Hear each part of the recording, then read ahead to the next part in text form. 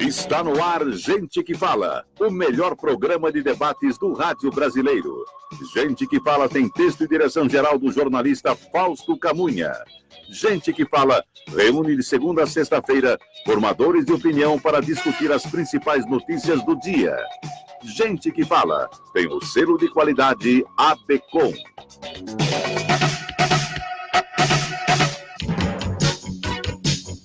Olá, ouvinte do programa Gente que Fala, 12:03 em São Paulo. Boa tarde, seja bem-vindo. Eu sou o Mauro Friesman, nós estamos no ar na Rádio Trianon AM 740 de São Paulo e Rádio Universal AM 810 de Santos. Você nos assiste pelas redes sociais, no Instagram, @Programa Gente que Fala e no facebook.com/Programa Gente que Fala.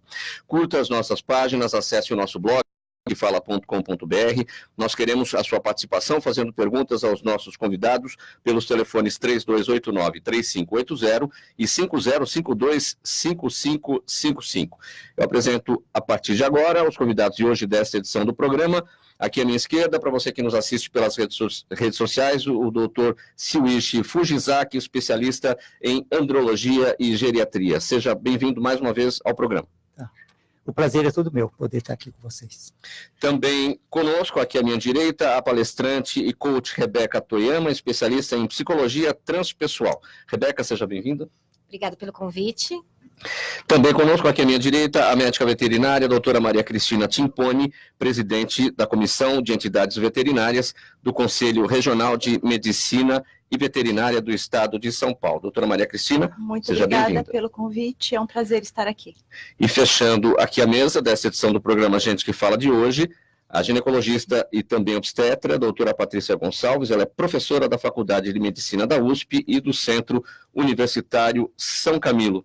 Seja bem-vinda, doutora Patrícia. Muito obrigada. Antes aqui do nosso primeiro tema, vamos a um recado da Prefeitura de São Paulo. Você está ouvindo Gente que Fala. Tanta lixeira na cidade, coleta com dia marcado. E você prefere ficar aí na calçada? Tá querendo entupir bueiro? Provocar alagamento? Causar doença? Coloque-se no seu lugar. Eu tô falando com você, ô sua garrafa de refrigerante vazia. Lixo não ouve, lixo não pensa. Então é com você. Descarte somente nos dias de coleta e use as lixeiras. Colabore com a gente. Lixo só no lixo. Saiba mais em prefeitura.sp.gov.br. Prefeitura de São Paulo. Vamos lá, seguindo com o programa Gente que Fala, o nosso primeiro tema de hoje. A perda da capacidade reprodutiva nas mulheres é uma questão na qual o peso cultural costuma ter grande influência, além de ser acompanhada por uma série de sintomas físicos ou emocionais. Para algumas mulheres, com a chegada da menopausa o desejo sexual pode diminuir. Já outras têm uma melhora da vida sexual e de seu desejo com a parada do ciclo menstrual, já que, entre outras questões, não precisam mais temer a gravidez. Primeiramente, doutora Patrícia Gonçalves, em que fase da vida da mulher essa situação começa a se demonstrar? Que é preciso prestar atenção que o momento da menopausa está chegando. Então vamos lembrar que a fase que vem depois dos 40 anos, ela é chamada climatério. Isso na prática. Na teoria, nós sabemos que as oscilações hormonais começam a ocorrer após os 35 anos. Mas as mulheres costumam sentir essas mudanças após os 40.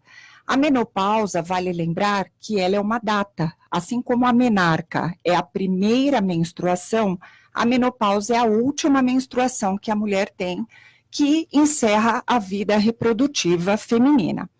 A partir daí, ela começa a ter outros sintomas, às vezes um pouco antes, irregularidade menstrual, próximo à fase da menopausa, calores intensos, que elas chamam fogachos, né? Que nós chamamos fogachos, e a diminuição da libido, que é o desejo sexual. Isso tudo exacerba-se após a menopausa, mas a mulher já começa a sentir algumas mudanças, principalmente após os 40 anos. E isso vai variar também de mulher para mulher. Existe essa média que você destacou, mas existem até os casos precoces, não? Sim, quando ocorre antes dos 35 anos, 35, 36 anos, nós chamamos então de menopausa precoce. O normal é que a mulher vá parar de menstruar por volta de 50, 51 até 53 anos. Esse é o habitual. E como você bem lembrou, as mulheres, elas têm uma diversidade de comportamentos, tanto fisiológicos quanto físicos, dependendo dos hábitos. Então, se a mulher faz exercício físico, se ela tem um hábito alimentar regular, hiperproteico, então, às vezes, ela pode sentir menos esses sintomas. Doutor Siwish, que relação a gente pode fazer com a saúde masculina nessa questão? Na verdade, muitas relações. Porque existe a chamada andropausa, né? Sim. Então, a gente consegue associar a menopausa da mulher com a andropausa sem masculina? Dúvida. Seria o paralelo, né, que ocorre com as mulheres. Agora, o termo andropausa com relação à parte fisiológica entre a mulher e o homem, realmente, andropausa não existe pelo termo, porque não é uma pausa, né? A última menstruação seria a eliminação, eventualmente, do último óvulo, né? Sim. Que já vem predefinido, né? Para Sim. todos. E no homem não há isto. Então, o que ocorre é uma diminuição contínua da atividade testicular, né? Então, a andropausa seria como se fosse a parte clínica da sintomatologia, o que o homem ele sente, né? Seria equivalente à mulher, a parte clínica que ela tem, os sintomas que ela tem com relação à menopausa. E o homem, veja, ele não tem uma parada brusca, então, dos hormônios, o que ocorre nas mulheres, né? Na menopausa. E no homem, não. Então, a partir dos 35, 40 anos, começa a ter um declínio da produção dos hormônios masculinos, no caso, a testosterona, que é produzida pelos testículos. Mas esse declínio é constante, não existe uma parada brusca, como a menopausa, vamos colocar assim. Então, esse declínio é constante, com 60, 70, 80 anos, ainda há produção do hormônio, o que é diferente da mulher, né? Então, nos casos de reposição hormonal, né, no homem, eu acredito, isso eu colocaria até uma pergunta para você, né? No homem, ele é muito variável, dependendo de cada caso, porque tem alguns homens que ainda têm uma produção maior e outros não dos hormônios. Sim. Enquanto que a mulher não, após a menopausa, praticamente os hormônios se alteram quase que totalmente, os níveis, né? Então, eu acredito que exatamente para poder manter as condições, vamos dizer assim, de equilíbrio, de estabilidade, até mental, né, geral, teria que ter uma reposição ou equilibrar os níveis hormonais na mulher. E no homem também é realizado isto. Sim, doutora Rebeca, que relação a gente pode fazer, passar essa questão aqui para a sua área, a psicologia? Quais são os efeitos psicológicos? Como é que homens e mulheres nessa fase devem lidar ou lidam com isso emocionalmente? Você sabe que isso é um tabu, né? Eu trabalho com planejamento de vidas e a mulher ela tem um certo ponto cego de olhar para isso. Então hoje eu cuido de carreira de várias pessoas e às vezes a mulher ela ignora essa data que você colocou e ela vai postergando o primeiro filho, né? Por conta da carreira, por conta de um objetivo material ou profissional. E isso, sim, impacta a vida de casais, porque às vezes o homem tem uma expectativa e tá vendo que a parceira vai passar o prazo de poder atender aquela expectativa. Para ela, gera uma série de ansiedades, porque ela vai meio que se tapeando. Então, dentre as minhas clientes, agora a moda é congelar óvulos.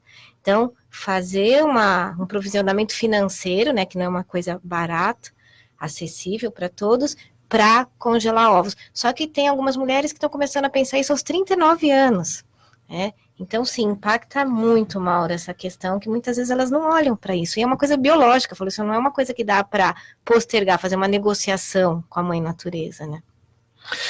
Doutora Maria Cristina, e vamos passar agora para a parte veterinária, né? A gente consegue fazer essa relação com os animais também? Em questão de hormônios? Sim. A fêmea não tem menopausa, a fêmea canina ou felina não tem menopausa. Ela pode diminuir um pouco o nível de estrógeno e progesterona, mas ela vai se reproduzir até 12, 13, 14 anos. o que não é muito saudável, mas acontece. Uhum. Nós já tivemos cruzamentos de uma chihuahua com 12 anos com o seu filhinho, porque ele era pequenininho com 6 meses e eles achavam que não podia acontecer nenhum acidente. Mas ela continua reproduzindo, não tem menopausa. E o proprietário, o dono dos animais, a gente consegue perceber alguma alteração de comportamento? Sim, os estros, né, que são os cios, eles vão se espaçando na fêmea. Então, não são mais de 6 em 6 meses na cadela e de 4 em 4 na gata. Vão ficando mais espaçados. E muitas vezes com pouco corrimento, porque, na verdade, o cio é a fase fértil, né? Diferentemente da menstruação, que é a fase não fértil da mulher, o cio é a fase fértil. O sangue que é expelido através da vagina é o atrativo dos machos, no caso das cadelas. Então, é a fase fértil, né? E elas têm essa fase mais espaçada, mas ainda tem até o finalzinho da vida. Uhum. E a vida sexual na questão dos machos, tanto caninos quanto Os felinos? machos ficam aptos a uma diminuição de formação de espermatozoides nos machos, tanto felino quanto canino, mas eles continuam reproduzindo-se até. Eu tenho alguns reprodutores em canis que eles permitem a reprodução até 10 anos, com bastante eficiência. Disfunção erétil é a incapacidade persistente de se obter ou manter ereção peniana adequada para o ato sexual. As causas podem ser diversas, como alterações hormonais, lesões arteriais ou neurológicas e o uso de medicamentos ou drogas, entre outros. O problema pode ser tratado com medicamentos, mas alguns casos exigem a implantação de próteses penianas. Disfunções disfunção erétil, doutor Siwish, é cada vez mais comum? É um problema da vida moderna? Sem dúvida, é cada vez mais comum, uma vez que a expectativa de vida aumentou, né? Então, todas as doenças estão aparecendo, que não tinha no passado, com certeza. Inclusive, a reprodução humana, né? Também, com a expectativa de vida maior, começaram-se a ter uma preocupação com relação a uma gravidez até mais tardia, né? No passado, já, aos 50, já acabava a vida, né? Hoje, não. 90, 100 anos. Bom, com relação à disfunção erétil, então, vamos tirar a parte psicoemocional, que é um fator também presente, que pode contribuir. Então, a ereção peniana... É o mais presente entre todos os fatores? O homem, é o que incomoda mais, sim, porque é a rigidez, a ereção. Que sem a rigidez, sem a ereção, ele não consegue a introdução, ou seja, a penetração. Então, na verdade, ele não conseguiria nenhuma reprodução, né? Que seria o objetivo da parte sexual. Agora, o ato sexual em si, ele precisa de um enchimento do sangue nos corpos cavernosos no pênis, com uma certa pressão, para que mantenha essa rigidez. E qualquer alteração que possa interferir na chegada do sangue, ou até um escape, né, uma saída maior do sangue, ou esse controle, vai interferir no grau dessa rigidez. Então, tem diferentes fatores, tem até fatores, vamos dizer assim, metabólicos, né? A diabetes, hipertensão, várias condições. Então, a medicina, o que ela faz? A medicina ou a tecnologia, ela procura condições para que possa, vamos dizer assim, repor, ou seja, resolver essa falta do fluxo do sangue. Então, existem medicamentos que promovem o aumento do fluxo nessa região, né? Então, praticamente são 21 anos, né, que foi lançado um diamante azul. Isso foi um boom, porque era um tabu essa parte sexual até então, né? A partir daí se divulgou bastante, né, mas muito antes disso, já, ou seja, 20 anos atrás, já se tinha um implante de uma prótese peniana, ou seja, o problema sempre existiu, né? Então, existe essa ajuda medicamentosa que ajudem a trazer o sangue na região peniana, mas isso, os resultados não são, vamos dizer assim, eficazes em todos os casos. Nos casos em que os medicamentos, né, o tratamento clínico não é satisfatório, existe a opção do implante de uma prótese peniana, que, na verdade, basicamente são 2 bastões de silicone que vão dar firmeza. Uma vez que ele é interno, externamente o aspecto é praticamente natural, como se fosse uma prótese de mama. Por fora, você não vai saber se é silicone ou não é silicone, né? Então, a parte peniana, o objetivo é manter essa firmeza, isso é com relação à prótese. A opção da prótese é quando já se esgotou todas as opções clínicas, né? Clínicas existem medicamentos, vasoativos, o que é mais recente, de alguns anos para cá, que já está sendo comprovado a eficiência, são aplicações de ondas de choque de baixa intensidade. Ondas de choque é um tipo de, vamos dizer assim, procedimento que a medicina a urologia, vamos dizer assim, a nossa área, já utilizava desde os anos 80 para quebrar as pedras dos rins. Era aquela litotripsia, né? Então, com a evolução, os equipamentos ficaram mais, vamos dizer assim, refinados, promovendo essas ondas podendo se controlar melhor, e essas vibrações, elas conseguem reativar a circulação do sangue, e até uma formação de novos vasos, pequenos vasos. Então, o efeito é mais duradouro do que um medicamento químico, né? Que normalmente é 24 horas ou 12 horas a ação. Então, esse tratamento ele pode perdurar 3, 6 meses, 1 ano.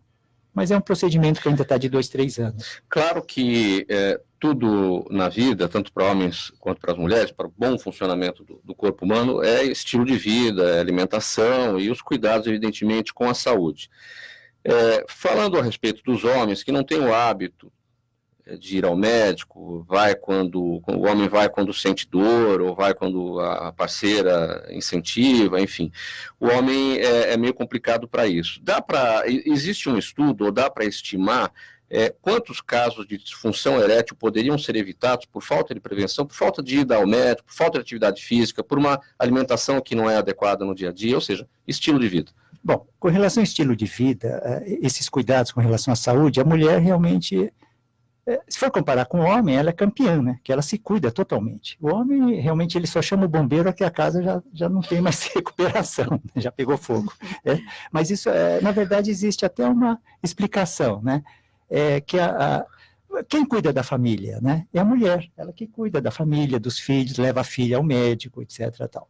Então, e o garoto, de repente, pela própria condição da fisiologia, natureza, ele só tem o pediatra e depois acho que ele vai ter o geriatra, porque ele é o problema da próstata. No meio do caminho ele não vai buscar o médico, né? Então ele tem um pediatra. Na adolescência ele não tem médico. E a menina tem, porque ela tem menstruação, ela acompanha a mãe, né? Então a mãe está sempre cuidando e a mulher já vai, vamos dizer, sendo acostumada a ter esses cuidados. Então, vamos e o homem assim, também diz, nada me atinge, está tudo bem. Exatamente, né? Tem esse lado também. A questão da virilidade, não, aqui é corpo fechado. Né? Ele tem que se sentir assim forte para poder comandar ou defender a família. Esse se sentir forte, de repente, é meio ilusório, né? Meio fictício, não de verdade, mas ele se sente até que ele está imune a doenças, né? Sim. Aí ele não faz tanta prevenção. Agora, eu colocaria assim, que a mulher, em 70%, a mulher toma conta da saúde do homem. Ela que leva o homem, eu lembro, de fazer os exames. Né? Doutora Patrícia, no caso específico da menopausa, quando nessa situação da mudança de hormônios vem a baixa da libido, do desejo sexual, quer dizer, existem alternativas, existem tratamentos, tem a reposição hormonal. Quais são os mitos existentes em torno dessa questão da reposição hormonal com relação a casos de câncer? E essas coisas estão se modificando, estão se afastando dos problemas? No início dos anos 2000, houve um trabalho que chamava-se WHI, que falava sobre o câncer e a reposição hormonal. Então, isso foi um marco muito grande com relação à reposição hormonal. As mulheres ficaram muito resistentes, os homens ficaram atentos porque não queriam perder as suas esposas, né? E os médicos ficaram temerosos em repor o hormônio. Mas foi um trabalho que foi realizado, que não foi investigado antecedentes, tanto pessoais quanto familiares, e isso implicou, a longo prazo, na formação neoplásica de algumas mulheres. Porém, sempre que nós vamos fazer uma anamnese, nós então investigamos com detalhes. Sempre foi assim, né? Nós aprendemos isso na faculdade. A anamnese é a triagem, a história da história. Né? A história pessoal e familiar.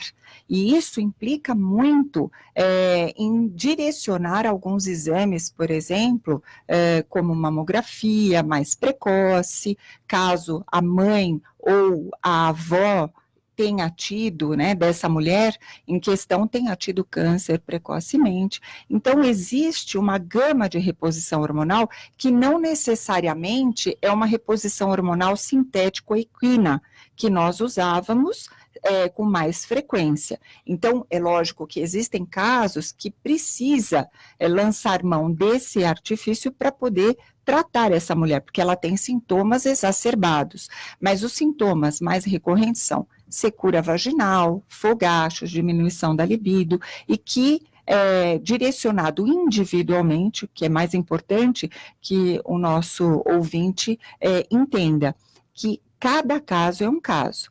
Cada reposição baseia-se no histórico pessoal e familiar daquela mulher. Então, não dá para ser indiscriminado. A reposição, então, ela é indicada não para quem quer, mas para quem pode. Exatamente, Mauro. Muito bem colocado. Quem pode e quem precisa. E quem necessita, né? E cada vez mais com a tecnologia, né? Está se tendo mais condições de fazer uma boa avaliação. Exato. Né? O que está ocorrendo é que está mudando um pouco. Aquele temor de que o hormônio é ruim, né? Que pode dar câncer. Praticamente cada dia que passa, eu acredito que está se conscientizando mais a segurança em indicar os hormônios, né? Existem vários marcadores tumorais, Sim. além de exames de imagem, né? Sim. Então, tudo isso deve ser avaliado antes de uma boa indicação. Você acompanha o programa Gente que Fala aqui na Rádio Trianon AM 740. Nós vamos introduzir na nossa conversa aqui agora por telefone a dermatologista a doutora Cecília Belo, da BWS. Ela é especialista em cabelos. Boa tarde, doutora Cecília. Olá, boa tarde, tudo bem? Tudo bem. E por aí? Também, tudo bem, graças a Deus. Que bom. Então vamos falar de tinturas para cabelos, certo? Exato. Quais são os tipos? Então, nós temos 4 tipos principais, né? Que são aquelas temporárias, são aquelas que ficam mesmo só na cutícula do cabelo, né? Saem com poucas lavagens. Temos aquelas que são gradativas, que são à base de chumbo, principalmente, que vão dando uma modificação no acinzentado, né? No grisalho. Temos aquelas que são chamadas de semi e demi permanentes, que essas já começam a penetrar um pouquinho mais na haste capilar, e essas duram já um pouco mais de lavagens, né? Tem as semi duram de 6 a 10 lavagens, e as demi permanentes duram um pouco mais, umas 20 lavagens mais ou menos, e temos aquelas que são definitivas, que são as tinturas mais comuns, né? Que vai no cabeleireiro para poder passar e que depois retocam só as raízes. E esses 4 tipos, digamos, valem para qualquer mulher? Se ela não tiver nenhum problema de couro cabeludo, né? Que aí precisa ser avaliado por um dermatologista, a princípio sem maiores problemas, né? Mulher e homem também, que hoje tem muito homem pintando cabelo. Uhum. Quando sobra algum, né, doutor? Ter o cabelo dá pra pintar, né? Mas se não tiver maiores problemas, né, de couro cabeludo, nenhuma dermatite, alguma coisa que impeça, sem maiores problemas. Então, já que a senhora tocou no assunto, a dermatite, existe alergia à tintura? Existe, sim. Especialmente nessas que são definitivas, né? Elas são... A gente tem um facilitador de penetração de tintura que se chama parafenilenodiamina, um nome grande, né? Um palavrão. E ele é um dos maiores causadores de alergia nas pessoas que fazem coloração, né? Com esse tipo de tintura. Existem algumas outras no mercado que substituem especialmente as de semi e demi permanente, não utilizam ela. E existem aquelas que são hipoalergênicas, que são compradas em lojas de pessoas que têm alergia. O grande fato é que elas duram menos também, né? Porque esse nomão, essa substância, essa parafenilenodiamina, é a que permite que a pessoa tenha aquela tintura por mais tempo nos fios. Então, quando você retira ela, com as lavagens saem mais rápido. E quando ocorre uma alergia, quais são os procedimentos? Primeira coisa, procurar um dermatologista, né?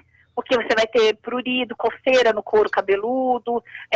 Eu já vi alguns pacientes que fazem tanta inflamação no couro cabeludo que descem para a fronte, para a testa, para os olhos, né? Fica até parecendo que a pessoa foi um angioedema, que é quando fica com o olho inchado.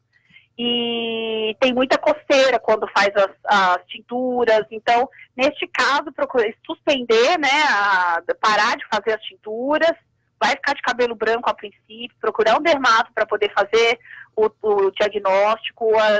Nós temos testes de contato, que são algumas substâncias coladas nas costas e que nos trazem essa positividade, né? Dá para fazer da parafenilenodiamina e outras também, etanolamina, que também são usadas em tinturas e que vêm positivas nesse tipo de pessoa. E aí a gente vai indicar que ela não use essas tinturas que contenham essa substância, e a gente indica para quando ela for ao cabeleireiro fazer os seus retoques. Tá, ok, obrigado pelos esclarecimentos, doutora Cecília Bello, da BWS, especialista em cabelos. Obrigado pela gentileza. Eu que agradeço, um abraço. Tchau, até a próxima. Até, tchau. Tchau, tchau. Nós vamos agora para um intervalo aqui no programa Gente que Fala. Na volta, nós vamos falar sobre síndrome de burnout, que é o esgotamento físico e mental associado à atividade profissional. 12:28. Você está ouvindo Gente que Fala. Ao dirigir, respeite as leis de trânsito.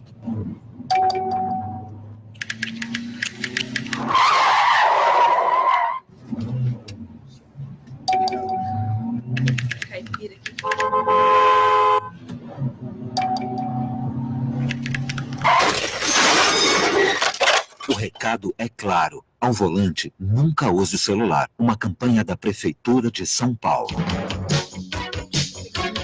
De volta aqui na Rádio Trianon AM 740 com o programa Gente que Fala.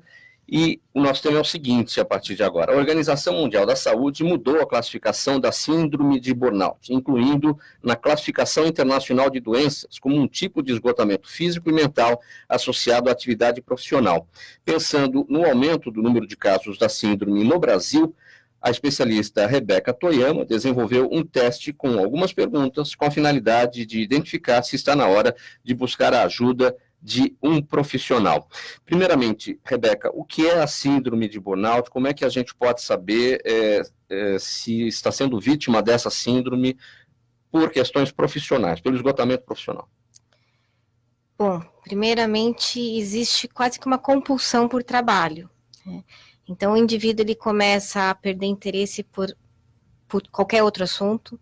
É como se as coisas atrapalhassem um filho, uma festa de aniversário, e nada mais tem interesse, né? Mas esse não é o workaholic? Não, mas começa assim, né? E esse nome é bonito, né? O burnout, o termo burnout nasceu em 74. E hoje a gente tem falado muito disso, porque o Brasil ele é recordista dessa síndrome, né? E o grande desejo de uma pessoa que entra nessa velocidade é aumento de produtividade, né? E justamente um dos primeiros efeitos colaterais da síndrome de burnout é perda de produtividade, porque a qualidade e o resultado do trabalho da pessoa, ele começa a declinar, né? Então, primeiramente... Ele vai atrás de produtividade e tem um resultado contrário. Tanto que eu terminei de escrever um material e a comprovação é muito nítida. Ao mesmo tempo que o Brasil ele é recordista de síndrome de burnout, nós também batemos recorde, só que negativo, em baixa produtividade. O Brasil é um país que tem baixa produtividade. Então, só por aí a gente começa a suspeitar que a síndrome de burnout, ou essa ânsia, né, por alta produtividade, ela talvez não seja boa, porque ela começa a colocar em risco a saúde física, né? Eu tenho o prazer, né, de trabalhar com pessoas, planejando a vida delas dentro de uma sala, então a gente ouve de tudo. Então, são as mulheres que abrem mão da maternidade, por mais que tenha esse desejo, são os homens, e eu faço a pergunta, quando foi a última vez que você teve uma relação sexual? Ele não lembra, né? Talvez ele nem lembre o que é, porque eu faço a pergunta e ele faz aquela cara de, né? Tipo assim, por que você está me perguntando isso? A última vez que ele foi a um evento social, a última vez que ele fez um check-up, eu vou fazendo algumas perguntas. Essas são as perguntas, o seu método criado para a identificação do problema. Sim, qualidade de sono, então tem, né, uma anamnese E é engraçado que quando você pergunta quantas horas você dormiu, quantas refeições você faz por dia, quando foi a última vez que você esteve com uma pessoa querida, a pessoa é como se ela não tivesse nem memória, ela não lembra, né? Eu estava conversando com o doutor aqui antes da gente entrar, é assustador, ele vai excluindo essas coisas. E aí é claro que a saúde vai ser impactada em algum momento, e aí ele começa a baixar os resultados, baixar a produtividade, depois ele entra num momento de isolamento, porque é como se as pessoas incomodassem. Qualquer coisa que não tiver relacionada a um trabalho, incomoda. Como as pessoas dão trabalho, a gente tem que explicar para a equipe, tem que explicar para um cliente alguma coisa, aí o cliente começa a atrapalhar, a equipe começa a atrapalhar, e aí como os resultados não estão sendo batidos, ele trabalha mais, ele vai buscar mais curso, ele vai buscar mais leitura. Então o workaholic, ele seria talvez o estágio anterior da síndrome. Então ela é reconhecida, ela já estava no CID-11, ela foi agora, né, promovida pela Organização Mundial de Saúde, porque ela passa a ser uma preocupação de gestão de saúde mesmo. Existem estudos de quantas pessoas sofrem disso no Brasil? Não. Estimativas? Hoje, quando a gente pega algumas pesquisas de engajamento, né, porque uma pessoa que não se sente engajada, ela não se sente produtiva, provavelmente ela está iniciando em alguma síndrome. A gente fala em torno de 85% de pessoas que já estão, e elas ou estão iniciando esse processo de desenvolver a síndrome. O nosso desafio existe ainda muito preconceito da pessoa levantar a mão e falar, eu preciso de ajuda. Então ela começa a olhar e se culpar, e ela trabalha mais, ela fica com vergonha de contar o que está acontecendo. Aí a gente tem os desdobramentos, que são às vezes as dependências, dependência química, dependência de álcool, dependência de medicamento para ficar acordado, aí dependência de medicamento para conseguir dormir. Então é muito difícil diagnosticar, porque a pessoa ela não levanta a mão e fala, tem alguma coisa de errado. Primeiro ela começa a achar que a culpa está no outro, primeiro ela começa a colocar que a culpa é no mercado, que cada vez exige mais, e a gente faz algumas perguntas, tipo, olha, todo mundo que tem sucesso tem, né, esse roteiro quase que destrutivo, ela se recusa a enxergar que existem modos de vida diferentes do dela, e ela acha que isso é normal. Se é difícil saber quantos casos, é também difícil saber se mais homens ou mulheres, em quais profissões, também é difícil esse tipo de levantamento. Tem um artigo que ele tangencia falar que a mulher ela acaba desenvolvendo mais por conta da dupla jornada, porque aí ela fez opção, casou, teve filhos, então ela tem toda essa pressão oriunda do universo profissional, mas ela também tem as demandas profissionais, ela também tem as demandas domésticas. Então, pela jornada dupla, tem alguns estudos que mostram que a mulher desenvolve isso com maior quantidade. Mas também existem alguns estudos que mostram que aí o homem, o que acontece? A gente não consegue identificar, porque ele acaba indo para o álcool, ele acaba indo desenvolver uma outra patologia, que aí a gente não consegue entender o que é causa e consequência. Se o problema maior uma dependência química, ou ele usou isso como um diminuidor da síndrome. Quer dizer, se a pessoa não procura ajuda profissional, porque ou sabe que tem algum problema, mas não quer ir atrás disso, ou se não, nem percebe que tem algum problema, isso pode gerar outros problemas Sim, na frente. Sim. E aí tem aquela coisa, mas eu não vou procurar uma ajuda, porque assim, psiquiatra é coisa de louco, psicólogo é coisa de louco, homem não precisa de ajuda. Ainda tem isso? Esse tipo de... Nossa, muito. Que talvez seja esse falso senso de autossuficiência. Mas também, em termos de comportamento social, a gente acaba estimulando isso, porque eu brinco. Talvez se você chegar em casa e falar assim, olha, cheguei, tive um dia maravilhoso, trabalhei com pessoas queridas, fiz o que eu amo, almocei bem, capaz a pessoa te internar, te levar no médico, né? Mas se as pessoas chegam em casa e falam, não almocei, nem parei para ir no banheiro, 12 horas sentado, a família aplaude, né? Os pais aplaudem. É a cultura. Né? Então a cultura, ela ainda leva muito a pessoa querer achar que isso é bom. Então, posso perguntar uma coisa? Eu estou achando tão interessante esse debate, eu estou aprendendo tanto. Com relação a você explicar que a pessoa que está acometida da síndrome, ela produz mais, quer dizer, ela trabalha mais, mas o rendimento dela, a produção dela é menor no sentido de ganho, né, de faturamento, vamos dizer assim. Então, essa pessoa acometida pela síndrome, ela busca o quê? O prazer ou o dinheiro? O prazer financeiro do retorno ou só o prazer de estar trabalhando? Porque é paradoxal, né? O rendimento dela ser menor e ela trabalhar tanto. E acho que a frustração, então, vem muito mais galopante, né? Vem. Então, o primeiro passo é essa negação. A culpa não é minha, é porque a economia não está favorável, porque esse produto está obsoleto. Mas dentro, né, da minha área de pesquisa, a gente costuma dizer que a gente tem 4 tribos, e elas vão responder essa sua dúvida de forma diferente. Por exemplo, para um perfil mais racional, analítico, ele está fazendo isso pelo reconhecimento de excelência. Tá. Um perfil mais emocional, um perfil mais relacional, ele vai fazer isso para se sentir amado, querido, útil para os outros. Um perfil mais intuitivo, ele vai fazer isso porque ele acha que vai causar um impacto maravilhoso na sociedade. Eu falo, morto a gente não causa impacto, né? O seu último impacto vai ser seu enterro. E aí tem sim os perfis mais pragmáticos que vão fazer isso por um resultado financeiro, por uma questão material. Então, como também em cada um dos seus assuntos, cada pessoa vai manifestar essa síndrome, né, essa disfunção, por um motivo diferente. Então, também não dá para tratar todos iguais. Ô, Rebeca, você é especialista em psicologia transpessoal. Quem tem esse problema procura o profissional desta área. O que é a psicologia transpessoal? E você também é coach. O coach trabalha com PNL, Programação Neurolinguística. Então, é preciso passar por um trabalho de coach também? Ixi, Maria, vamos lá. Temas polêmicos na atualidade. Bom, PNL é uma das 500 mil técnicas de coaching, são 2 coisas distintas. Né? A programação neurolinguística, ela nasce 10 anos depois do coach, o coach data 70 e pouco, a PNL nasce depois. Então, são coisas distintas.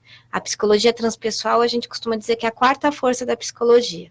A primeira é a comportamental, behaviorista, depois vem toda a contribuição da psicanálise por meio do Freud, a 2ª força, a 3ª é a humanista. Aí vem a psicologia transpessoal, 70 e pouco também,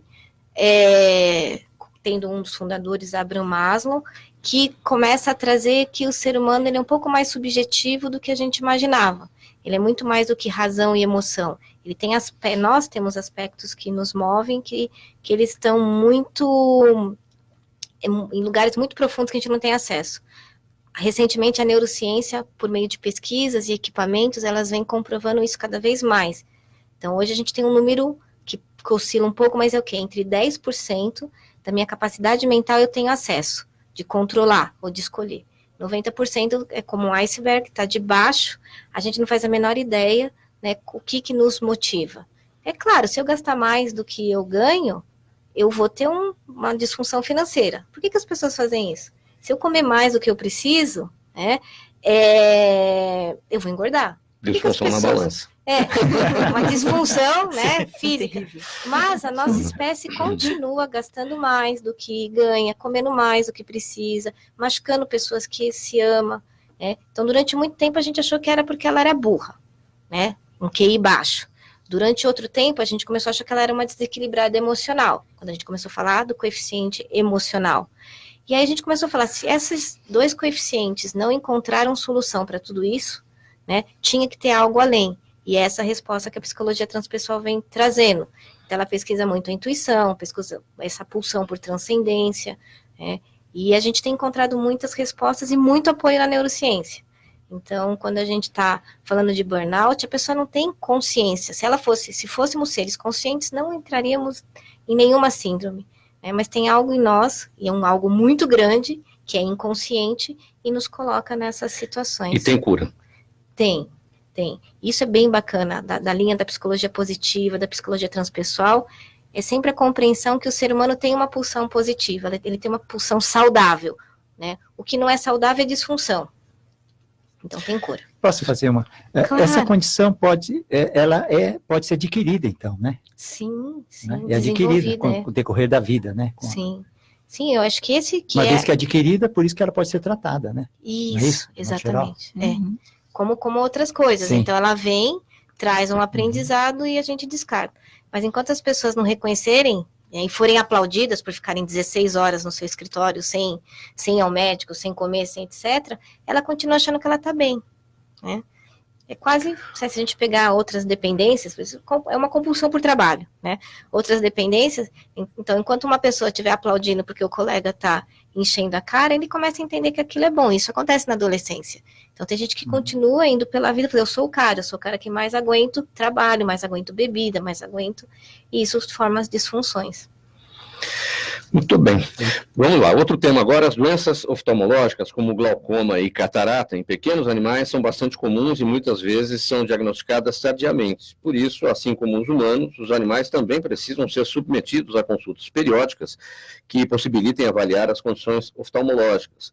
A demora pode levar os pets a quadros de cegueira parcial ou total.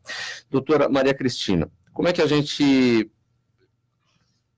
começa a observar que o animal está tendo algum problema oftalmológico? Claro, ele vai trombando lá nas coisas, começa a não achar mais o que estava, o que não estava. Mas às vezes é tarde aí. Esse é o momento que você percebe, mas então, para não acontecer, a gente tem que prevenir. Como é que se previne? Então, começa-se falando que muitas vezes a gente não observa muito bem os nossos pets, a gente brinca com eles, mas não observa a saúde. Infelizmente, hoje a cultura da superfície faz com que o proprietário leve ao banho-tosa e não leve ao médico veterinário, infelizmente. E com relação aos olhos, eles ficam ali, às vezes, escondidinhos embaixo dos pelos, nos animais que têm pelo. Então, a gente não observa bem. O glaucoma e a catarata são duas afecções que são de difícil, né? Diferente de uma conjuntivite. A conjuntivite ali tem uma secreção mais evidente, o olho fica mais vermelho, né? Já na catarata, como ela é progressiva e a opacidade do cristalino, né? Exatamente lá dentro, no meinho da pupila, às vezes a gente não fica observando bem, porque a pupilazinha está lá no fundo, a gente não percebe que ali está ficando branquinho, né, que é exatamente a catarata. O glaucoma piorou, porque é um aumento da pressão intraocular. E esse aumento, normalmente, ele só vai ser visível quando ele já estiver muito adiantado, aquele globo ocular estiver muito grande. Então, o que a gente alerta é assim, observe o seu animal. Se ele está ficando com a parte branca do olho, que é a esclera vermelha, algo tem de errado. Se ele anda passando a patinha, né, nos olhos, como se estivesse incomodado, algo está errado. Se nós temos muita secreção no olho, que aliás as pessoas confundem com lágrima, a lágrima é um filme líquido. A secreção é aquela que a gente chama de remela, né, aquela secreçãozinha que fica no cantinho grudando a pálpebra do animal. Isso não é normal. Então, esses É sinal do quê? A maioria das vezes a secreção é sinal de falta de lágrima. Hoje nós temos raças como Shih Tzus e Lhasas, né, pugs, bulldogs, boxers, que são aqueles animais que são braquiocefálicos, que tem a órbita mais aberta e o olho fica mais para fora, né, da órbita. Não tem um focinho, né? Exatamente, não tem focinho, né? Eles são mais predispostos a terem falta de lágrima. E aí é aquela sensação que a gente tem de areia nos olhos, né? Aliás, nós quando ficamos velhos também temos falta de lágrima, né? Os animais também. Só que isso pode acontecer muito cedo num Shih Tzu. Com 4 anos, 2 anos, ele já tem uma úlcera de córnea proveniente da falta de lágrima.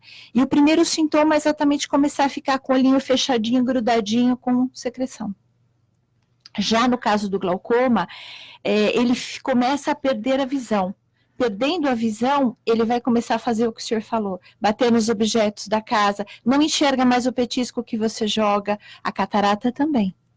Como é que é feito o teste de acuidade visual no cachorro, no gato? Porque nós humanos, a gente vai lá no oftalmo, você olha lá no cartaz lá, digamos assim, e vê as letras e diz. Como é que faz com o animal? Em geral, o oftalmologista veterinário, a gente já tem a especialidade dentro da veterinária.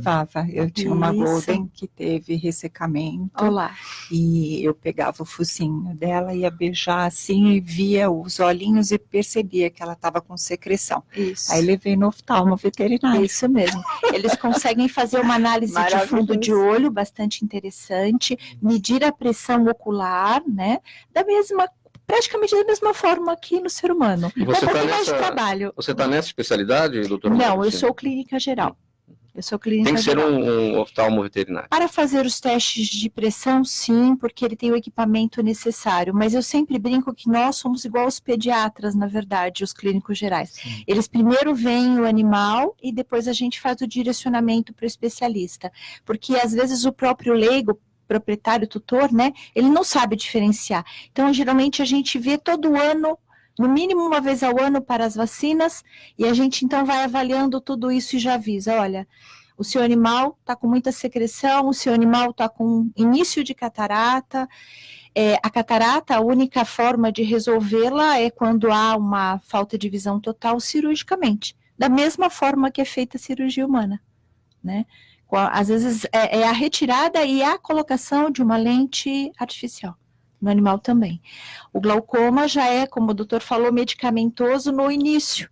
E depois, infelizmente, quando não diagnosticado, já há lesão das células da retina e não há reversão.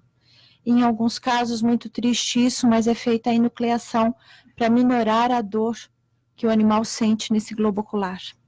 É muito intensa a dor do glaucoma. Doutora Cristina, existe um planejamento assim de check-up periódico para os animais? Porque vamos dizer, no homem, né, na raça humana, né? Acho que os homens são os cobaias primeiro que os animais, né, nesse aspecto, né? Então, lógico, com a evolução da tecnologia, né, na verdade tudo está ligado à tecnologia, né, são os equipamentos, tudo mais.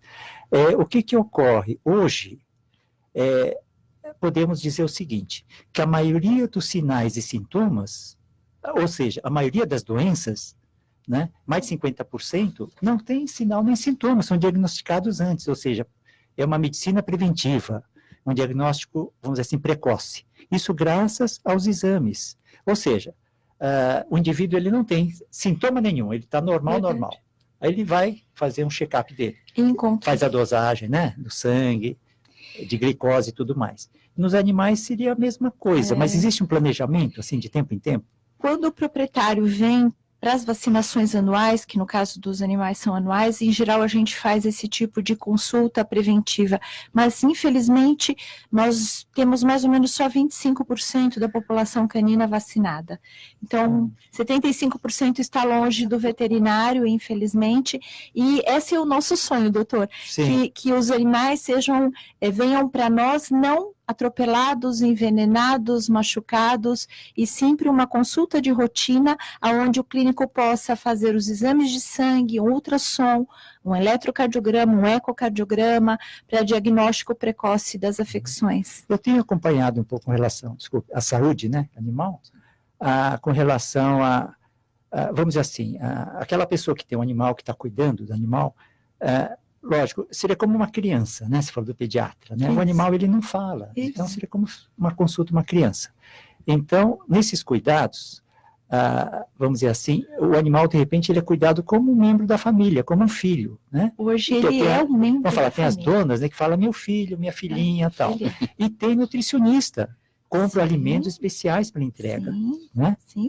Então, acredito que também deve ter um planejamento de check-up também, com certeza. A evolução que a gente deseja é essa, né? Que o animal venha desde o segundo mês de vida, quando ele é adotado ou quando ele é comprado, e que a gente, como estou bastante velhinha, já passei por 3 gerações. Três gerações ainda não chegou à adolescência. Ainda falta. Digo, né? Espero chegar pelo menos aos 90, doutor, já que sou eu geriatra. E muito bem, espero. Mas a gente já passou 3 gerações de animais. Vamos lá para as perguntas do público do programa Gente que Fala. Doutora Patrícia, o Jaime do Jardim Bonfilholi pergunta se a reposição hormonal pode aumentar o risco de câncer de mama e de problemas cardíacos. A gente já passou um pouquinho por isso. O que dá para acrescentar aqui para a pergunta do Jaime? Então, Jaime, é o nome do meu pai, do meu irmão. Então, é muito importante que a mulher faça o check-up anual ou semestral, que seria melhor válido, e nesse check-up, após os 40 anos, é pregado, então, que a mulher faça a mamografia. Para a mulher repor hormônio, em qualquer situação, é necessário que faça alguns exames, além do Papa Nicolau, que é preconizado como rastreamento para o câncer de colo do útero, a mamografia também é preconizada após os 40 anos, e caso a mulher tenha antecedentes familiares, por exemplo, a mãe teve câncer de mama aos 40 anos. Então, existe o protocolo que indica que há necessidade de se investigar pelo menos 10 anos antes.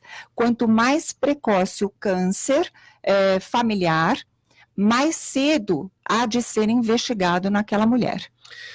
Na esteira da questão do câncer, aqui tem uma outra pergunta aqui para o doutor Siwish, Maria Clara da Sé. O uso diário de aspirinas por pessoas idosas pode aumentar o risco de câncer ou de outras doenças? O uso de aspirina? Aspirina se aumenta câncer? Por pessoas idosas, se isso pode aumentar o risco de câncer ou outras doenças? Não há... Alguma relação? Eu acredito... O consumo de aspirina e câncer? Não há relação. Em pessoas idosas? Não? Veja só, a aspirina ele melhora o fluxo sanguíneo, né? Sim. Esse é o objetivo que o cardiologista normalmente ele receita, né? Então ele beneficia, vamos dizer, qualquer tecido com relação ao fluxo, melhorar o fluxo sanguíneo. Agora é lógico que existem contraindicações também, né? Por exemplo, a dengue, né? Ela promove um sangramento, então a aspirina deve ser suspensa, porque ela pode aumentar o sangramento.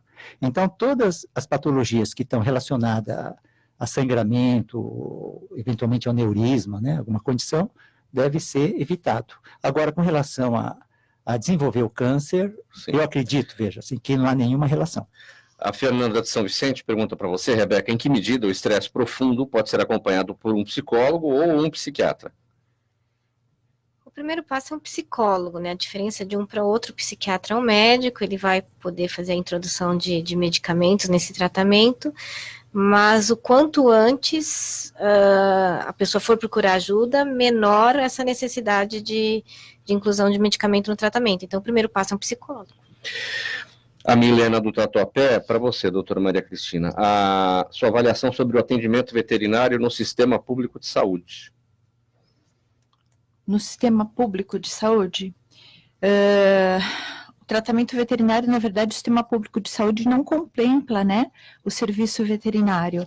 Existem hoje hospitais públicos em São Paulo que atendem gratuitamente.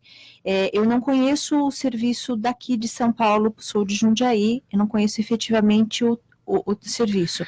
O que se sabe que realmente os tratamentos oftalmológicos, no caso uma cirurgia e alguns outros procedimentos, são bastante caros, né? Então, a população de baixa renda realmente tem que ir atrás de serviços mais... Talvez ela esteja se referindo a campanhas de vacinação, porque aí são feitas pelo poder público e são campanhas de vacinação. Sim.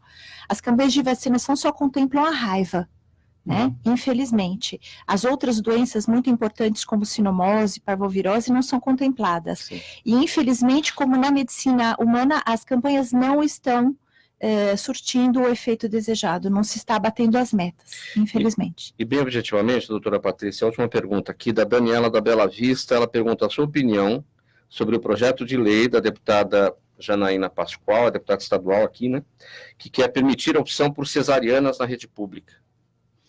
Então, objetivamente é bem difícil falar, porque, na verdade, o risco que existe de hemorragias, infecções, ocorre tanto na rede pública quanto na rede privada.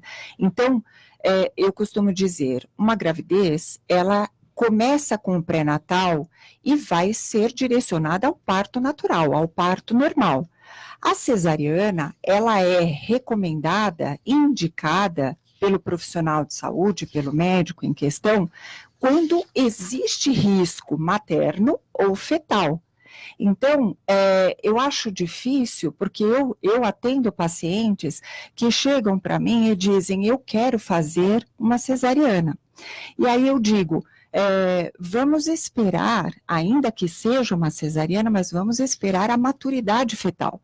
Por quê? Para o médico, é muito mais tranquilo agendar-se uma data e não ter que sair correndo no meio da madrugada.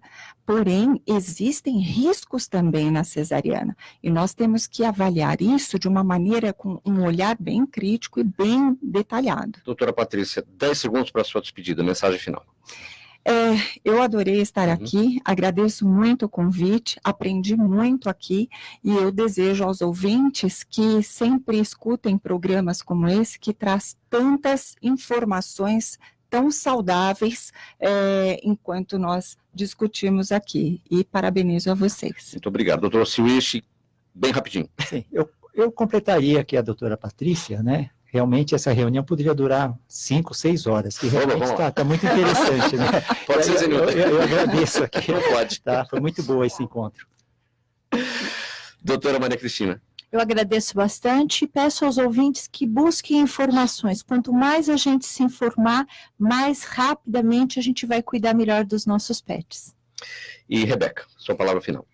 Bom, agradeço a oportunidade, espero que a gente tenha conseguido contribuir com os ouvintes e deixar uma dica de que se a vida não está boa, está desconfortável, está corrida, não acredita que isso é normal, né? Lembra, o nosso normal é o saudável, né? Senão corre o risco dessa pessoa cair em tantas síndromes além do burnout.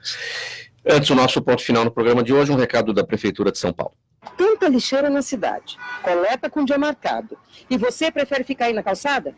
Tá querendo entupir bueiro? Provocar alagamento? Causar doença? Coloque-se no seu lugar. Eu tô falando com você, ô sua garrafa de refrigerante vazia.